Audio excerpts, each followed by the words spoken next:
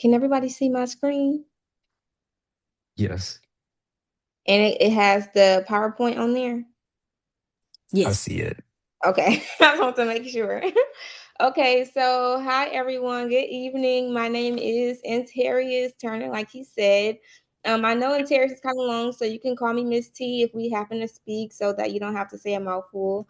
Again, I did come from PV, my for my undergraduate degree. Then I went to Lamar for my master's degree, and I have been working in mental health since I graduated. I did 1 year in logistics, but after that, I went straight to mental health. And I've worked in community and private practice, so I have a lot of experience. I have ran a couple of support groups for adults, parents, and girls, and sometimes boys, and I have done summer programs as well. And I have come back to PV quarterly to recruit, mentor, and then I also go ahead and join AB Side Psychology Club sometimes to help our juniors and seniors as they transition into real life in their career fields, so they're prepared and they know what to expect. So tonight, we will be talking about professional development and how to say it right the first time, which is basically how to communicate professionally, clearly, and with high confidence. So tonight's agenda, we basically will be talking about executive tone, which is how to sound like a leader. I know we're on telehealth, but I am trying to project my voice so that you can hear me and you know exactly what I'm saying and it's clear for you. Second, we will be talking about upward communication, which is knowing how to navigate conversations with leadership. This can also mean your peers, your professors, people that you're trying to get into cahoots with, like if you want to start like a program or you need some type of charity donations or something, all of that will be covered. And third, we will be talking about managing feedback. This can be good feedback, bad feedback, constructive criticism, but knowing how to give and receive with grace and knowing what to say, how to follow up, all that good jazz. And then for the last one, we'll be talking about high pressure scenarios and how to stay cool when it counts, how to think on demand, basically. So I'll go ahead to the next slide. And I will make sure I stop just to make sure that everybody is understanding. They don't have any questions, but I do want to get through the slides as well so that we can have a good conversation at the end. So for this slide, we are talking about the executive tone. Basically, you want to sound authoritative, not aggressive, confident, but not arrogant. So that means you want to command the room. You want to sound like a leader. You want to project your voice. You want to know, you want them to feel like you know what you're talking about. So the do's on my list is basically to use declarative statements, because you don't want people to feel like you have told them what to do or you have given advice. Yesterday, I let them know that when you give advice, like in a professional sitting, like if I'm in a session and I say, I think you should do this, or I recommend you doing this, that's two different things. If I say, I think you should do this, they can basically come back and blame me and say that I told them to do something and maybe it ruined their life or they got rejected or something, and they can retaliate against me in many ways, physically, mentally. They can also come after my license because of that. So when you use different statements, you want to make statements like I recommend and I suggest, so that it's suggestive that you should or could do this, but I'm not telling you to exactly. Second is to lead with the bottom line, then support it, which means make sure you state your fact first. So this is like in correlation to if you're writing an English paper, you would state your hypothesis or your thesis or whatever you're trying to prove in your first paragraph, usually in the first or second sentence. It's the same thing when you are communicating verbally. You want to make sure that they know exactly what you're talking about and why you're talking about it within the first few seconds, because you have about 7 seconds approximately for a good first impression with people. And I know it should not be like that, but it is, and the world isn't fair, which we will talk about more. But if since it's not fair, you want to know how to play the game and you want to know the rules. So that's basically what we will be learning. The third one is how to match the energy and level of the room. Now, you always, no matter what, want to make sure that you sound confident and that you sound like you know what you're talking about and that you're a leader. regardless of who's in a room and who's not, right? Because sometimes you'll have a small audience, sometimes you might have a big audience, but you always want to make sure that you treat every audience the same, like they matter, like they deserve to be there, and you see and hear them. However, and if you are at a big gala and you have a microphone, you might want to project just a little bit more because there's more people. People tend to have like side conversations in environments like that. Versus if you are like in a little secluded group where it might be like 10 people in a little roundabout circle, you're communicating, you probably can lower your tone just a little bit. But just make sure that you're scoping your environment so that it makes sense on when and where to use certain tones. Fourth, pause before responding under pressure. It's okay to use silence as your tool. Silence is very powerful when needed. And it's also okay to take a step back and tell them things like, let me think about that. I actually haven't had that question asked before. That's a really good question. So you can come up with what you're saying next before responding. So you're not just throwing out answers or responding back to things that you don't really understand at all, or maybe you don't even know what you actually want to say, so you just start saying word jumbos. So just don't do that. You can pause. Fifth, you want to learn how to be concise. Every word should earn its place. Now, it's very good to practice your vocabulary and have a wide range of things that you know about, topics you can talk about, but it is also okay to like not always be able to think of that word you're trying to say, basically, because I have an issue with that too, and I've been working on it. So again, you're not going to be perfect at everything. We're just trying to do better than we were the day before. So when you are trying to be concise, you just want to make sure that you're slowing down, you're placing words that make sense into the correct formation when you are forming your sentences and talking to people, basically. Things to avoid will be filler phrases, like you probably been hearing me say, which is like basically. Now, yesterday I did tell them you might not be able to delete those entirely out of your vocabulary, right? It's filler words. It takes place when you're thinking. I think it's like more so of a natural human response sometimes. So just try to make sure that you are listening, saying things like that, and it's not the main focus of the conversation. Because regardless, if you feel like you know what you're talking about, you're confident, most people will start to just avoid or tune out what you when you say things like and basically, versus if you are like fidgety, you sound scared or nervous, they pay more attention to things like that.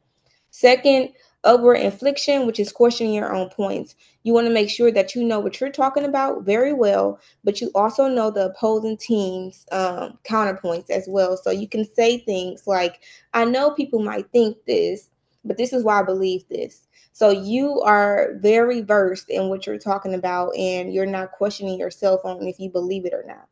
Third is over apologizing before sharing ideas, which can sound like, I'm sorry for even saying this, before you start to give your idea. Your idea is your idea, is brilliant, regardless of other people think so or not. But more people are willing to listen to what you have to say and accept your idea if they feel like you accept it first.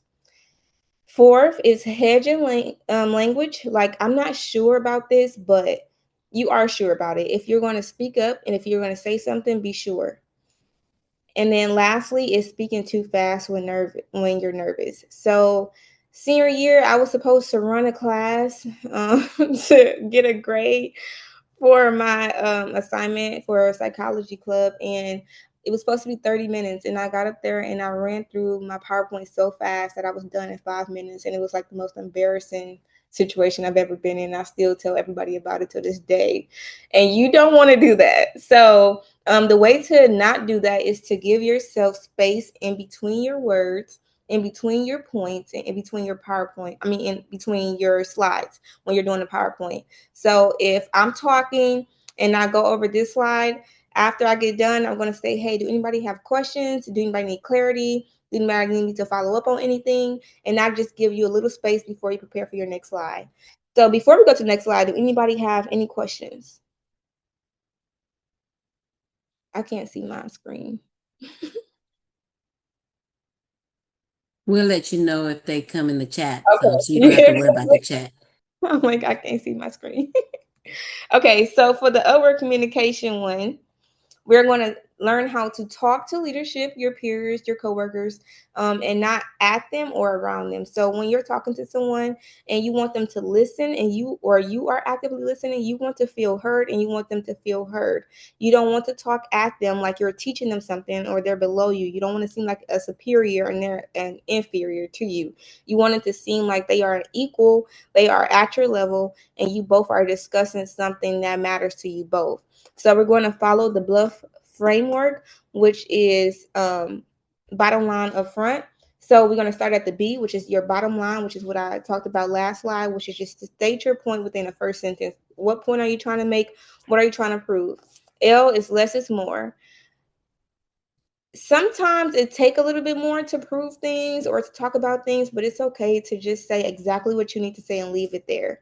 If anybody have any questions or they want to follow up on it, that's where you can use that space of where you ask for feedback or you ask if people have questions to explain it out a little bit more. But you do want to leave people curious and you want to seem a little bit mysterious, even though you also want to feel like you want people to feel like they know you as well. But we'll talk more about that later.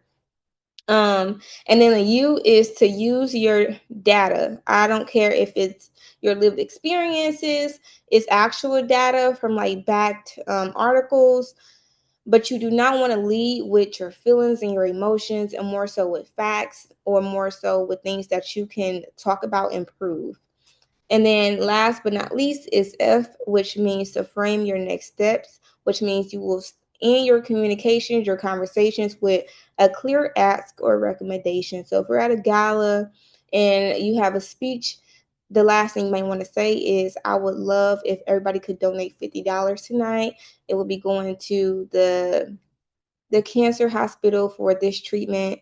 It's a new treatment that we're trying to test or whatever, just so they know what are you asking for, what is it for, who is it for, and how will it be used.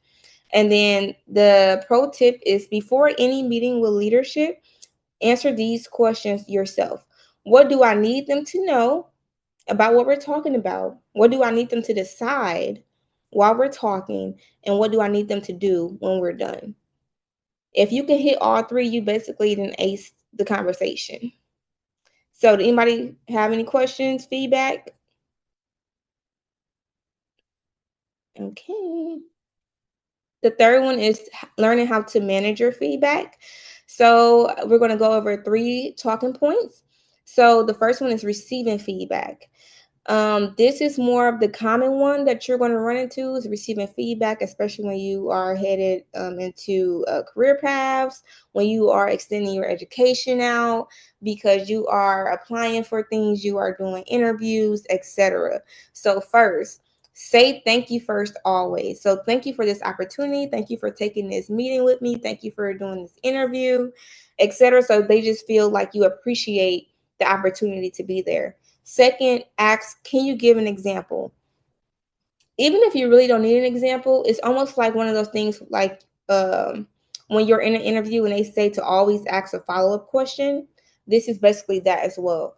Giving an example is so that you understand better what their day-to-day looks like. And that's one of the questions that you can ask. So like, what does this look like day to day? What do you need from me? What are your expectations of me? Those are all great questions. But getting an actual example paints a visual picture for you. Third is resisting the urge to defend yourself immediately. So defensiveness can look like aggression in many environments, and you want to resist looking aggressive. So in order to do that, you are more inquisitive about things versus defensive. So if someone says something to you, they're giving you feedback. Let's say they say you made an error on the paper. You want to ask first, thank you for giving me that feedback, of course. Can you give me an example of what it should look like? So now you're just, asking a basic question instead of defending yourself. Like, no, I didn't make an error. Well, I wasn't given all of the tools to complete it correctly. Like, you don't want to go in like you have an attitude or you're aggressive, because you're not. And I understand that can be hard sometimes, especially when you feel like they're in the wrong. But sometimes you have to pick your battles. And then lastly, reflect before you respond. So when someone gives you feedback, you want to make sure you go over what they're saying, read any documents, ask for any clarification that you need to, and then you let them know that you want to say something back now. Is it okay if I say something back, basically? And you can frame that as best as you can in that moment. And then second is giving feedback. So you want to be very specific and not vague.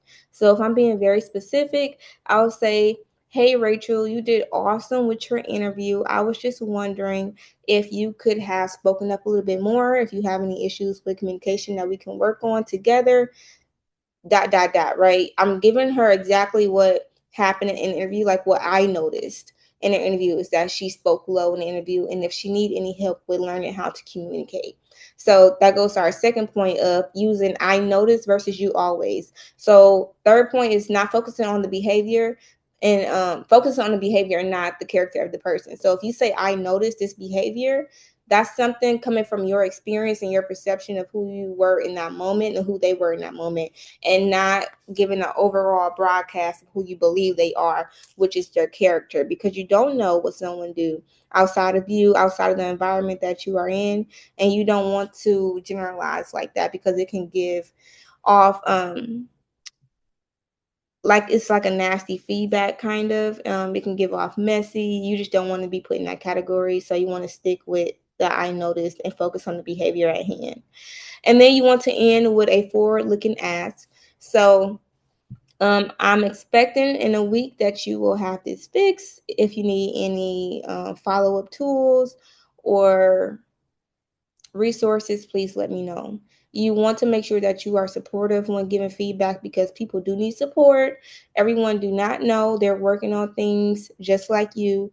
Give grace as much as you can give grace to the next person. And then upward feedback, which is um, earning your. Excuse me. Yes. I apologize. We have a hand in the chat from Aaliyah. I think she has a question for you. Oh, okay. Go ahead. Go ahead. So I have I already started my internship and I know how you were saying like receiving feedback and like trying not to say or like that much. How would you go about talking to your supervisor whenever like you propose a question or like they'll ask you to do a task and then you'll propose what you've done for them, but they're the supervisor and like the type of person that cuts you off in the middle of it to like make sure that you Mm. actually know what you're talking about. And like with me, it kind of throws me off because like once I get to speaking about the things that like I'm proposing, I like get into like flow state and like when people cut me off, that I'm kind of like mixed up with words. So like how would you like manage like that type of feedback from like your superior? And I also want to say give grace in situations like that as well, because I feel like sometimes people don't know that they do that. They are Mm-hmm. like eager to talk, or they may feel like they want to forget what they're about to say, so they kind of cut you off. I've dealt with situations like that, and it's not always malicious, but I would go in with a list of what you want to talk about, or the feedback that you received, the questions you had, the clarity you want to get. And I would say, I have a couple talking points written down. I would like to get through them, and then we can discuss afterwards if that's fine. Okay. Thank you. You're welcome. And so, upward feedback is just basically earning trust before you challenge anything. So, with a client, I'll make sure that I build a relationship, build rapport with them before I start to challenge who they are, their beliefs, etc. Because if I just go in challenging them from the beginning, they're probably going to drop me as a therapist. And then you want to frame things as a question first. So, like, I'm curious about this. Can you tell me more about this? Be solution oriented. So you don't want to just give feedback without actually wanting to find something that works for that situation. So you want to be a helping hand, basically. And then you also want to choose the right time and place, which means to not be in inappropriate environments, or like calling people out, making them feel like they are isolated or they are not as good because you're like doing it in front of other people. That can also lead to like being messy as well. So you just want to stay away from that. High pressure scenarios is basically real situations, and these are practice respondents to build confidence as well, which we would do a handout really quickly when we're done. So let's say that your idea gets stolen in a meeting, and they frame it as their own idea. I want to know what someone would do in a situation like that. If you could take your mic off, because I can't see my screen while I'm presenting for some reason.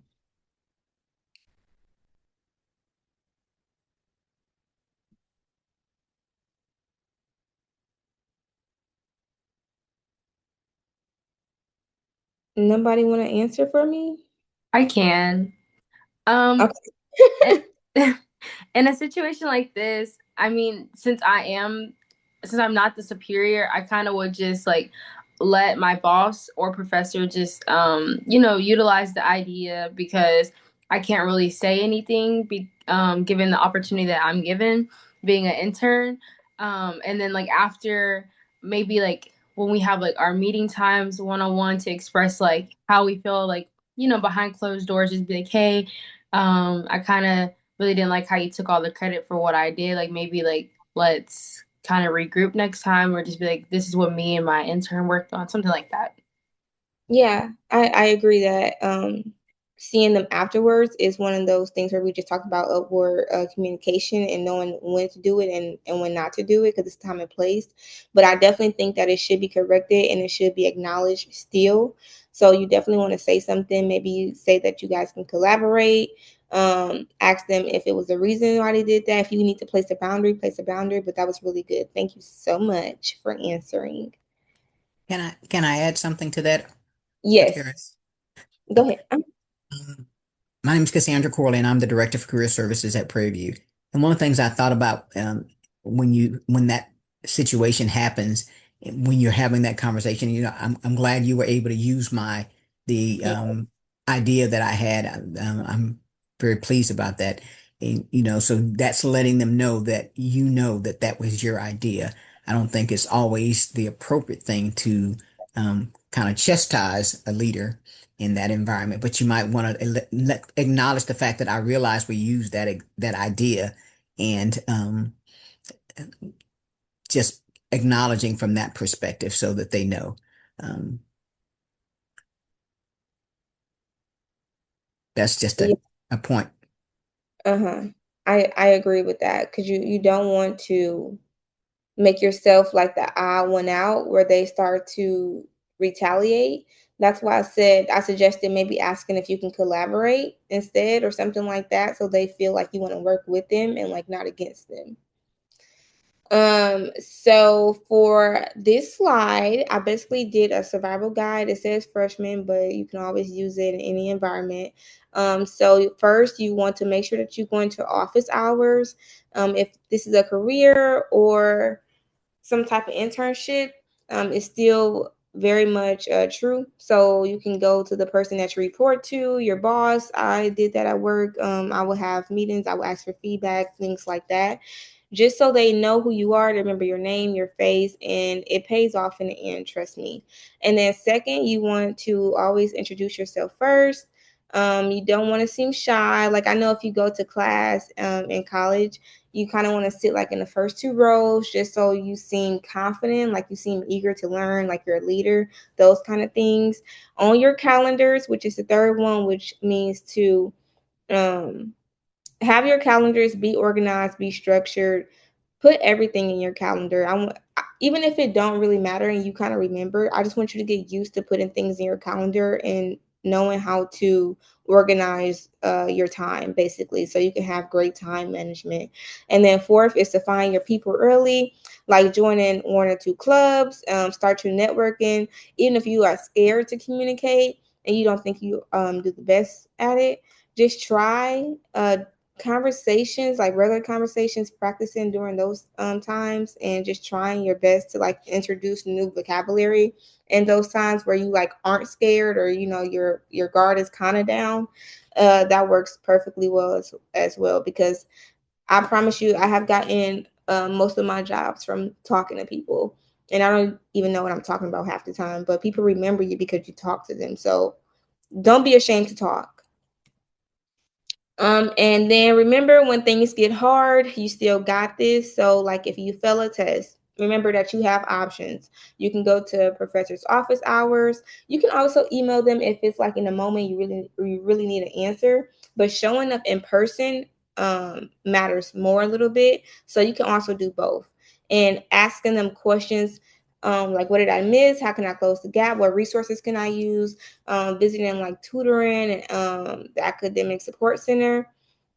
And please understand that one bad grade, or when you do something and it don't really work out, etc., that don't mean that you're failing, and it don't define who you are as a person either. Or a conflict with a roommate, knowing how to address small issues before they become big ones, using things like I statements. So like, I feel uncomfortable when, and not you always. You want to make sure that you are putting yourself in the framework and not blaming someone else for their behavior, because again, you don't know what goes on in the background of someone's life and why they do certain things that they do. So you always want to remember that first. And then like being overwhelmed with deadlines. Again, be organized, writing things down in your calendar, knowing what tasks to do first versus last, being able to prioritize the things that you need to do, etc. And then you can also get a mentor, which I talked about yesterday. You want at least 2 mentors, one for your educational needs and one for your personal needs. And then I just want you to know that your voice matters. Asking questions is always, always, always beneficial. I don't care where you are at or who you're talking to. There's no such thing as a dumb question, and I can guarantee you that someone else has questions as well. Knowing that your perspective is unique and worth sharing, especially if you're in the room. I know a lot of people deal with like imposter syndrome, where they feel like they don't belong in the room. I told them yesterday I'm 26. I just turned 26 though, and I've been a licensed therapist since I was 25, I believe. And I went through school pretty quickly, and I started these groups pretty quickly, and I became a part of leadership very quickly. And I was the youngest person in the room a lot of the times, and it can be intimidating. And sometimes you will be in situations where they will try to intimidate you. But know that you are unique and you have what it takes to get anywhere you want. Don't let nobody doubt you, and don't let that doubt start to creep in your mind to where you start to believe it. And then lastly, confidence comes after you speak up, not before. So usually when you say something and you feel like you did really good, or you feel like it was received well, you get um, a lot of confidence after that. Like, it kind of boosts your ego a little bit. But also be confident before that. You want to make sure you go into things sounding confident, sounding like you know what you're talking about, sounding like you're a leader, etc., so it can be received well from the jump. And then the key takeaways that I wanted you to learn from this was to lead with the point and don't bury it. That confidence is built, not born. So you will continue to work on these things throughout life, right? You don't have to be great at it as soon as you try. You don't have to master it as soon as you try. But along the way, while you're practicing, it will continuously grow. And then also, the best communicators are also the best listeners. Active listening is a skill. That's why I told you when we first started that silence is a beast when needed. You can use silence when needed. It's okay to use hand motions, head nodding, etc., to make the other person know that you're listening without actually saying anything. Also, upper communication is a career skill, so make sure you develop it early. And then feedback is the gift. Receive it, process it, and grow. Getting constructive criticism, getting feedback is not a bad thing. It will always be around, so you want to make sure that you get used to it, and it don't get used to you.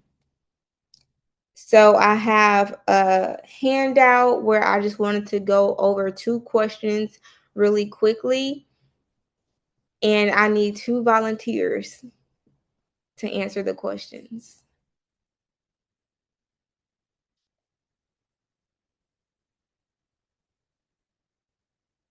Also, everyone, there is the seminar handout is in the chat. So if you need to pull it up on your end, it is available for you.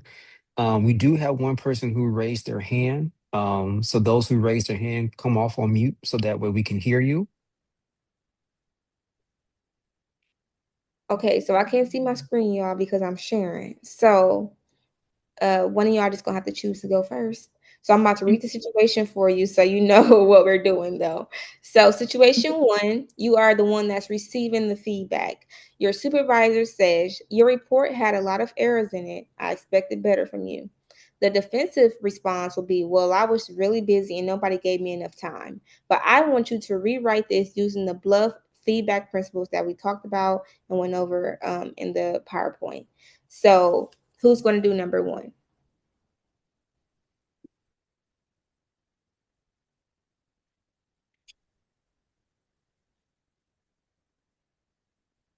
I guess I will. I can. Okay, thank you. So pretty much just saying we're having a lot of errors. I would be saying, I would apologize for that. Is there anything that I can do to improve my work? Or is there anything that, any tips that you can give me to get it done in an effective time? And how can I actually do it to meet the satisfaction or the requirements that you've given? That's lovely. I love that you asked about the requirements or the expectations of what they expected so that you don't end up doing that again. Great job. Great job. Okay, so situation 2 is giving feedback. So your group member keeps submitting work late, which affects the whole team. The vague response would be, "You always do this. It's so annoying." However, I want you to rewrite it using specific behavior-focused language. Who's going to do Uh, number 2? Candace, I Hi, see my your name hand is up. Cadence. Okay. Yes. Hi, my name is Cadence. The way I would address the situation is first I would just kind of saying, "Hey, I kind of noticed that you are always submitting your work late. You usually don't kind of have this, you don't have these tendencies. So what is going on?" I'll try to kind of get on a more personal level. And then is there anything that I can do to kind of help you so that way we can get you back on track? Cadence, that was wonderful. I love that you said that you would kind of use emotion and logic mixed together. You want to get to know them on a personal level, or you want them to feel seen and heard, rather. Like you've been paying attention all along, and now you notice that something is off. So you just want to give them feedback, and then you also want to know what's going on and if there's anything you can help with.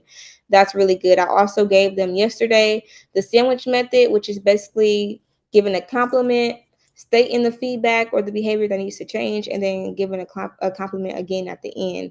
Also, you can use the AVO method, which is acknowledge, validate, and offer. So you acknowledge what the person said or what's going on, then you validate what they said or what's going on, and then you offer something, a solution, finances, resources, something that you can give them, solution focused, so that they don't feel left without anything, no expectations, no tools, no anything. They just feel like you just said something to them. You want to make sure that you are always of service, basically, in that area. So that's Yes. it for me. And we are going to have a conversation, I believe, now. So do Yes. anybody have any questions, any feedback? They need any clarity of what we talked about during the PowerPoint at all?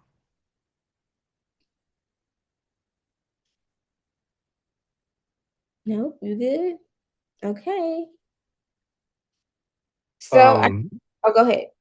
I was going to say real quick, everyone, please use this moment and chance to ask any questions that you have, because she's here to answer those questions. She's here to pour into you, to impart all that knowledge that she has onto you. And so please use this moment, because there is no such thing as a dumb question. I'd rather you ask the question and you get the answer than walking away wondering, man, I should have asked that question when I had the chance. So please ask any question that you have on your mind at this moment, because we really want to hear from you, so that way, again, we can pour into you.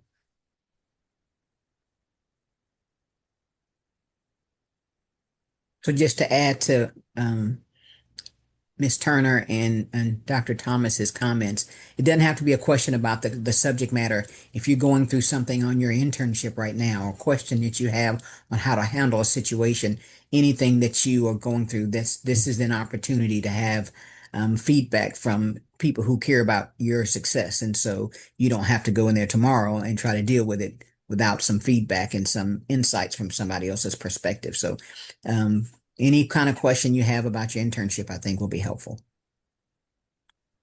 And please also put your name and your PID into the chat so that we can make sure we get you registered and get you signed up to receive your free gifts as well. Cadence. I think it's Cadence. Yes, ma'am, Cadence. Go Thank you. ahead. My question is less about an internship and more about leadership roles on campus. How do you balance having a friendship on like an executive board while maintaining that authority and making sure that everyone's voice is heard and we maintain that seriousness as well. Do you want me to answer that or someone else? Yes, You can answer. Okay. So for me personally, I think I would draw boundaries because there is a such thing as being friends within your career or with your higher ups, right? I've had supervisors and we are really cool. Like sometimes we even, hang out outside of work. That's just something that tends to happen when you are spending so much time with people in a certain environment. So I don't want you to stray away from building those type of relationships. I just want you to know how to move and navigate within them. So knowing boundaries, knowing how to set like time frames if needed. So having time boundaries, like we can't talk about certain things after this time and strictly focus on this. Knowing how to show up in those environments. So let's say you have a meeting, you show up as coworkers or cohorts or whatever on the board. You don't show up as friends, right? So if you need correction, if they need correction, you are doing things in the most professional manner that you can versus looking out for them as a friend. And then regular boundaries look like knowing how to let them know this is my title, this is my job, this is my description, and these are my expectations of you as a friend and as my cohort on the board. And if you need clarity, if we need to work on anything together to collaborate that, to see if we need to change anything, I'm open to that, but this is what I expect. Thank you so much. You're welcome. Very good question. That was really good. Anterris, there's a question in the chat that I put in. Upward communication, you mentioned in your presentation, is not a topic I would have imagined to pop up in a presentation for students. Can you describe a previous an experience in previous internship or employment that helped you learn lessons about how to be effective in this area?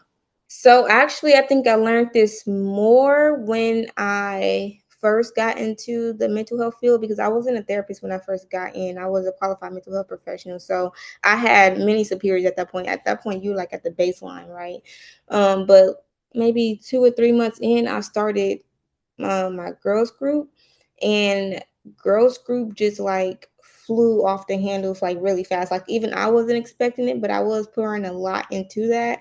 And it came to a point where I became the leader of things and I had to start implementing things like rules, boundaries, expectations, things I didn't expect I would have to do because I just started out of fun. I started for my client, trying to give them what they needed. And I learned how to make people feel like they are important to the entire goal, which they were helping me. They were a part of the program too. So like I couldn't do it without them, right? I needed them there. So I built that rapport and trust with them first before I started to correct anything. And then when I did corrections, I made sure they know that I'm on your level. Just because I'm leading this is my idea, this is my group, I'm on your level. So whatever changes we're going to make, we can make them together. I can give you tools and resources for it. And so I think you don't really expect to have upward communication in many areas because most things give you feedback, or constructive criticism. But constructive criticism can start to not feel so constructive in certain areas, and especially in work environments because a lot of things take place at work and a lot of feelings and emotions are present. So you kind of want to move with grace in all those areas. And I feel like over communication is the best bet for things like that. I hope I answered your question now, or I hope that made sense. You did. You did. Thank you. Thank you. We have another hand up. You can go ahead and ask your question, Ms. Clark.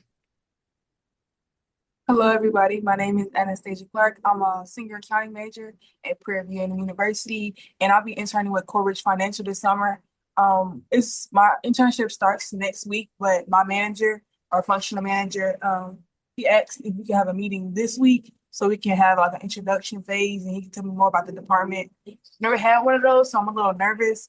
I want to ask, what do you guys suggest I do in terms of like research or questions I should ask? Did someone want to answer that before me? You can go ahead. Very It's good your floor. question. Okay. That's a very good question, though. It was a That good is a very question. good question. And I think it's such a needed question because you don't want to go into anything blind. I don't go anywhere without researching it. I don't care if it's an interview, a place that I'm going for the doctors, a restaurant. I'm going to look at the menu. I need to know what I'm going into. I'm not walking into anything blind. So when you are researching, one thing I will say to know their mission statement, know their values, to see if it aligns with you, to see if you have any questions you can pull out of there. Knowing how to ask about their day-to-day basis, or their baseline. So like, what do this look like day to day? What are your expectations of me? And then you can ask more personal questions if you want to, but don't make it too personal and don't make it seem like a personal question. So asking them like, what will you be doing basically, and what their expectations of you will be, so that you can get a good grasp on how to navigate in your internship without like having errors, or messing up or being pointed out and having to get feedback. You don't want to make yourself one of those people. You want to do the best you can basically, and that's not to put pressure on you, but if you come prepared, you come prepared. So I would definitely say go on their website, look at all their statements, why they started the program, what it's all about. If they have any um, frequently asked questions, if they have any feedback, reviews, things like that, you read it and then you form questions from those kind of topics and things that you see. Thank you. Those are all good comments. Something else I might add to that is to ask them, is there anything that you need to do in preparation for your first day when you go into the office, so that if there are things that they want you to do and you didn't know them, you would have the opportunity to prepare. So That's a really good tip. Anterris answered all the things that I would have said. So you hit all the other marks that I was thinking as well. So No, thank that you. one you just said is really good though. I like that one. Yes. Aaliyah, I know you have your hand raised, and then after that would be Shirley Ann, followed by Aaliyah. Yes. So I know that you said you're a licensed counselor, professional counselor. So one thing I'm debating is being a PA and a counselor. So when I go into my internship, what things should like draw me, or what things should I look out for to be like, ooh, this will really spark my like, mind to want to be a counselor for like the rest of my career? I think being a counselor is one of those things that you have to like really want to do. I say that because you can get burnt out really, really fast. For one, you are dealing with people's emotions and their problems 24/7. And then like I just now started working in private practice last November. So before that, I was in a community. So that means I was going to people's Mhm. house, I was going to their school. I'm basically a part of these people's family. And I was on call 24/7. So people are like calling me when things happen. You have to do crisis intervention. So like if they are suicidal, things like that, you are the one that's responsible for them in situations like that. So it can be heavy, it's a lot of pressure, and it's just sad sometimes, why you have real emotions too. So if you are not a person that feel like you can carry other people's emotions and their problems, if you don't feel like you can compartmentalize, it might not be for you. I can say if you feel like they both still fit, to do as much research on both as you can. So like if you have to go to get a master's to be a counselor. So maybe looking at the different differences in prices for these programs, what kind of programs there are, what kind of different types of counseling there is, because there's a bunch of different kinds you can do when you pick in a program. And making sure that like these type of schedules align with who you want to be, and where it's going. Like I always look up the upward trajectory of careers that I want to do. So like, will this job be necessary in 5 to 10 years? Did somebody say something? Yes, ma'am. Thank you. You're welcome.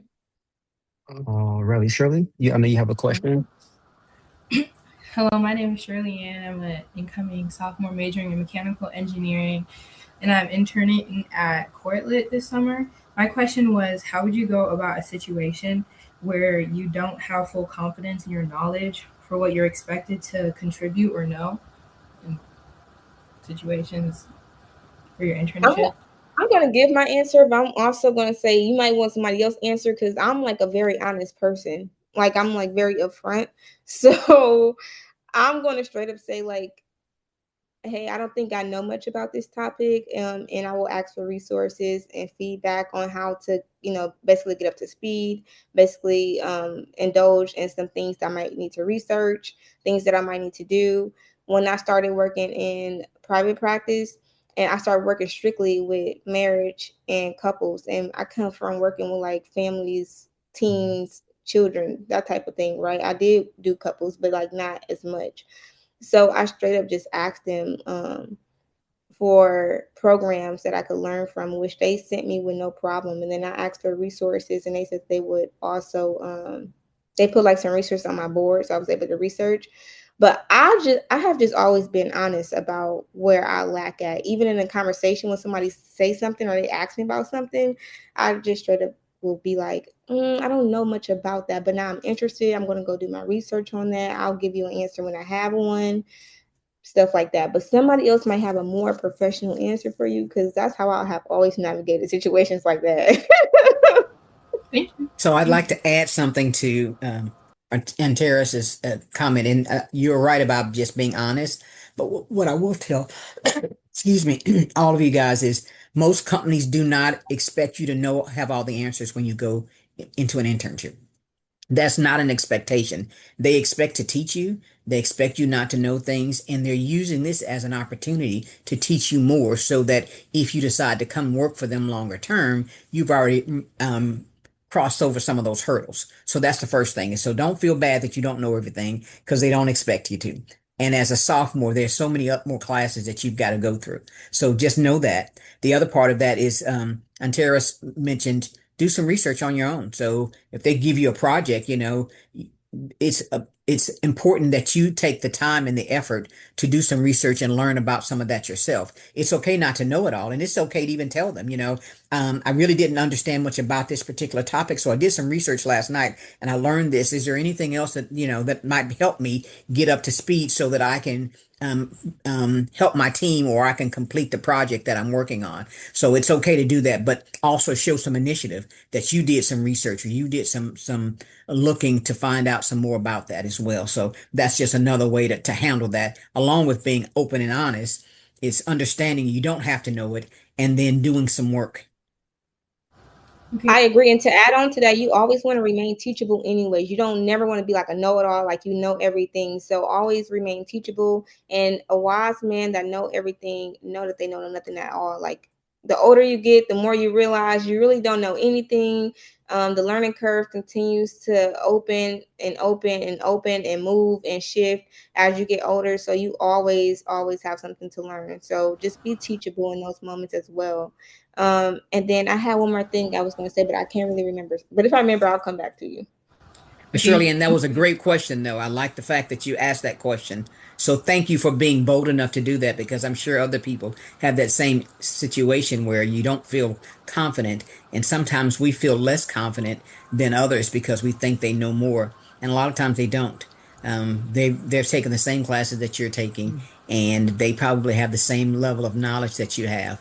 So don't feel like you're behind in your knowledge and your wisdom. What I've learned from a lot of companies that I've talked to about our students at Prairie View is that you guys are enough, and that you guys are competitive with the other students from other universities. So just know that. Thank you so much for those answers. Thank you. For sure. Please understand that the sky is just your floor, not your ceiling. You can do all things that you think of, things that you dream of. You can make anything your reality if you work at it. And that's another reason why I told you guys to be structured, because structure brings in discipline. And when you are disciplined, you know exactly how to go in and do your own research, and you know how to place yourself exactly where you need to be. And that's why mentors are important as well, because you can also ask for mentorship so that you are growing where you want to grow at. Any of the other coaches, do you guys have any other comments that you'd like to add to what Anteris and I have said or shared? I think y'all did a wonderful job answering that question. So, like Anterris said, in the presentation, sometimes you gotta keep it simple, and y'all did that for us. So I appreciate that. I would say Uh, always ask questions. Oh, oh, go ahead. go ahead. Go ahead. I would always say, always ask questions. Never be afraid to ask questions because you gain clarity with those questions as long as you make sure that those questions are professional. I learned Friday, keep it short, sweet, and simple when you ask those questions. Because when you over try to explain the questions or try to like paint the picture, sometimes people just need it short, simple. So the more you can concise it, the better, so you can get a clear picture and you guys can go about your day. For Yeah, sure. thank you for that. Thank you. So real quick, y'all, we do have time for one more question. So if anyone has a burning question on their mind, we can take one more.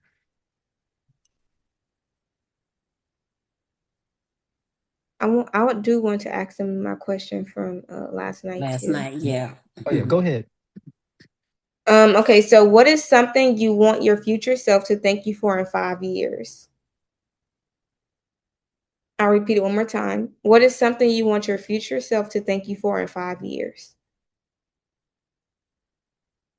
Go ahead, Celeste.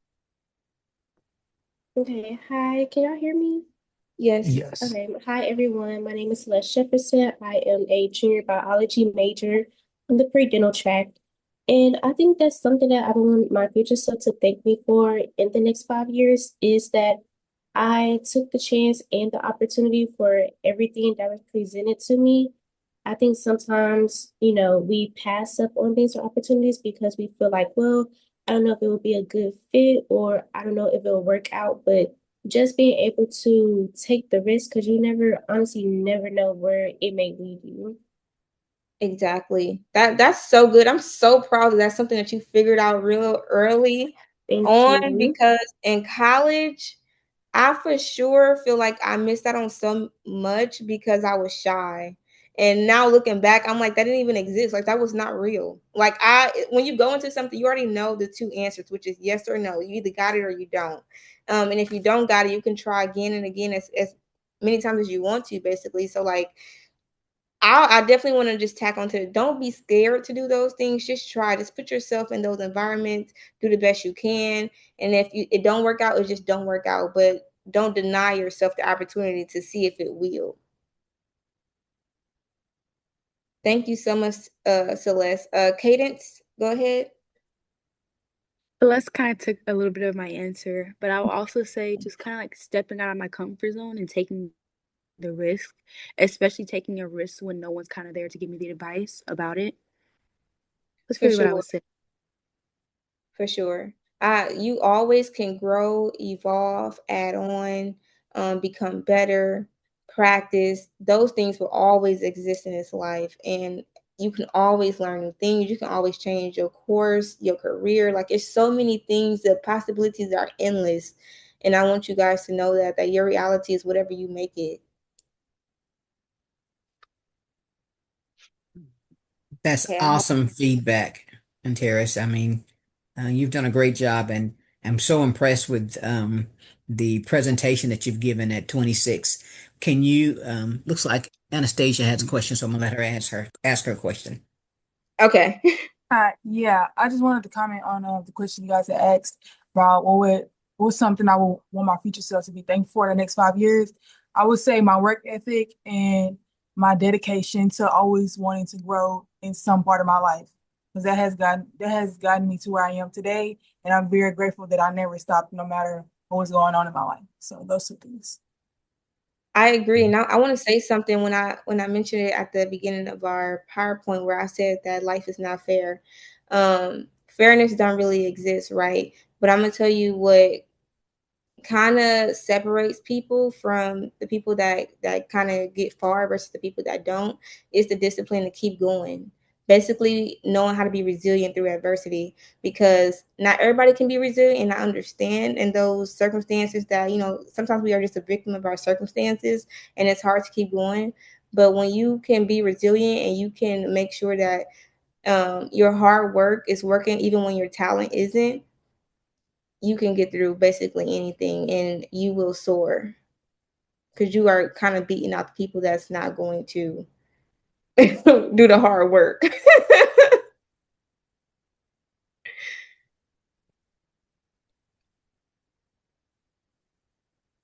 All right, All those are great righty. questions. I love it. Keep going, Dr. P. Alrighty, y'all. So we have a couple minutes left. And so I know I said one last question, but really, if y'all have anything else to say, please, you have the floor. We have Anterris here to answer any question that you have. Because sometimes I believed in, ask the questions. So I'm gonna let us carry on just a little bit longer so we can have some more questions. I want to know what Miss Cassandra was going to say. I was just going to ask you what do you attribute to your success and your ability to continue to move forward and get to the level that you are? What is it that helped you get to this point in your career? Because at 26, you've really gone far. And so for those students who need that encouragement, what are those things that helped you to continue to move forward? My first answer is like super unprofessional, but it's poverty. Because I was born in a little rural town and like I moved at 16. And when I moved, looking back, I did not know that a whole another world existed outside of that, like outside of the small town mentality. When I moved to Texas, I was just learning so much. I didn't know so much, and I was smart, in that little town. I'm still smart, I would say, but it was such another world that I never wanted to go back. And so like I pushed myself really hard through everything because I wanted to make sure that I didn't have to go back to that. But on the other hand of that, I think I learned resilience very early because I also have sickle cell. I don't know if you guys know what sickle cell is.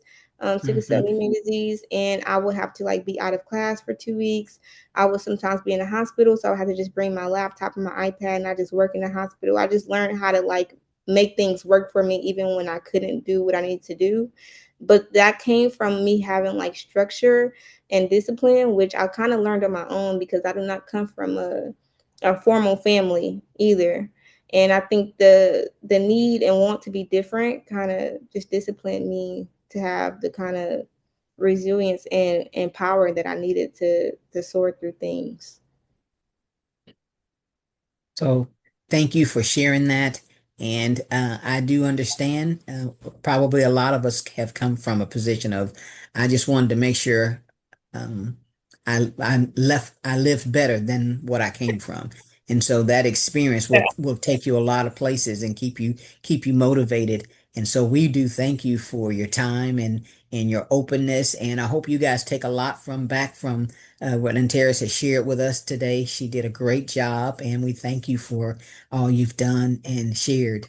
But yes, Thank you persistence so and much. the desire to be successful can take you a lot further. For sure. And I also do have thanks, Cindy. I also do mentor a couple PV students, especially their last year when they are going into their careers, just to make sure that they are doing the things they need to do. If they want to continue their education, I help them with that. So I am going to drop my personal email and my work phone number in the chat just in case you guys want it or you want to keep it if you need it. I am able to be here and help you. That's what I want to do is give back. So for sure, use it if you need it. Okay. Thank you guys so much for letting me talk your heads off and try to teach you something. Because I also have imposter syndrome sometimes, thinking like, who's gonna listen to me? Like, trust me, that feeling don't ever actually really go anywhere. But you just work through it. So I just want to thank you guys again because you matter just as much as I do. All right, Dr. P, I'm turning it back over to you. All right, everyone, let's go real quick and give a virtual round of applause to our guest speaker, Anterius. Go ahead and give her that round of applause.